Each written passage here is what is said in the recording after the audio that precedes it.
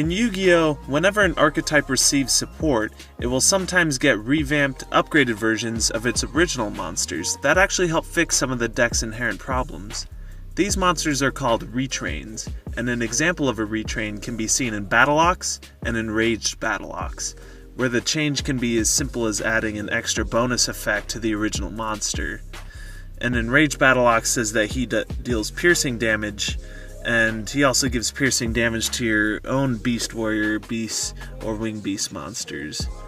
Now, some examples of other retrains that come to mind include Blue Eyes Alternative White Dragon for the Blue Eyes archetype, as well as the ABC pieces for the A to Z archetype. Blue Eyes Alternative really fixed the deck by turning the bricky, vanilla Blue Eyes in your hand into a Blue Eyes body on board, and that actually helped the deck win Worlds in 2016. Meanwhile, the ABC pieces, along with Dragon Buster and Union Hanger, really turned the A to Z deck into a real rogue contender. The pieces themselves provide better protection effects, as well as effects when they leave the field, while Dragon Buster and Union Hanger provide amazing power and consistency to the deck. These are examples of archetype fixes done right, and while some could argue that they're not perfect, these cards definitely did impact the decks in a major way, especially from a competitive standpoint. So today I'm going to share with you my idea for how the Crystal Beast archetype could actually be fixed in a similar way. I'm going to show you this card text from a skill in Duel Links. This skill is used by the character Jesse Anderson, and it reads as follows.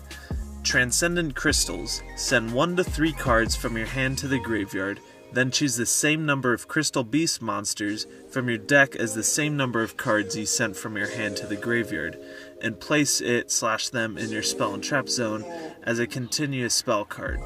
This skill can only be used once per turn and twice per duel. Now this skill turns the Crystal Beast deck from Brick City to Amazing City. It really just boosts the consistency of the deck by turning the dead bricks in your hand, which are the Crystal Beast cards, into cards that can be used as continuous spell cards from your deck. Crystal Beast's main goal is to take the Crystal Beast out of the deck as soon as possible.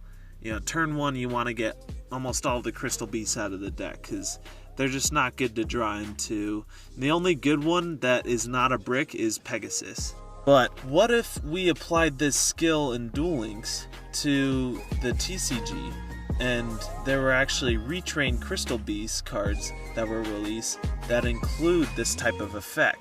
Now I made this custom card called Transcendant Sapphire Pegasus, and this card is always treated as Crystal Beast Sapphire Pegasus, and its effect is the same as the original Sapphire Pegasus, where if you summon it, you can crystallize a Crystal Beast from hand, deck, or grave, and if it's destroyed while in the monster zone, you can choose to crystallize it. But I've given it a third effect, which says as follows. You can send this card from your hand to the graveyard, place 1 Crystal Beast monster from your deck face up in your spell and trap zone as a continuous spell. This changes everything, because if you apply this effect to every Crystal Beast monster, now they go from Brick Beast to actually Crystal Beast, because they actually crystallize other cards from the deck. This opens up so many possibilities for Crystal Beast. This one fix changes everything, literally. Now you don't care if they're in your hand, because you're able to set up, if you have 2 of them in hand, you can just ditch them, and all of a sudden Rare Value and Crystal Beacon are live. This also makes Promise live. Heck, even Crystal Abundance can become live if you open 4 Crystal Beasts in your hand. You just ditch all of them for Crystal Abundance. The biggest reason why this skill is so good is the Crystal Beasts don't become bricks. Let me show you a Crystal Abundance build that I've been running. So this is my Crystal Abundance OTK build. It focuses on going second, and if you look, there are only, let's say, 9 starter cards, and then the Crystal Masters that make it 11 starter cards. Crystal Beasts just don't have enough starter cards in a typical Abundance build. You got your Bridges, your Bonds, and your Pegasuses, and then I decide to put in Crystal Masters just as one more starter / searcher that you can do. But that's the thing, the other Crystal Beasts just become engine requirements. You never want to draw in a Mammoth, Eagle, especially Ruby, or the Topaz Tiger. You never want to draw into them. That's why it sucks having so many Crystal Beasts in the deck, but at the same time you want to run a good amount of Crystal Beasts just to make the other spell cards useful. If you're activating a Sapphire Pegasus effect, or a Crystal Tree effect, or a Crystal Beacon effect, and you don't have any Crystal Beasts in the deck, that's not as powerful as if you were to just take one from the deck and thin out the deck. So just the fact that the Crystal Beasts go from engine requirements to starter cards makes this change so useful. This change is revolutionary to the Crystal Beast archetype, because now they're able to just completely combo off whenever they want.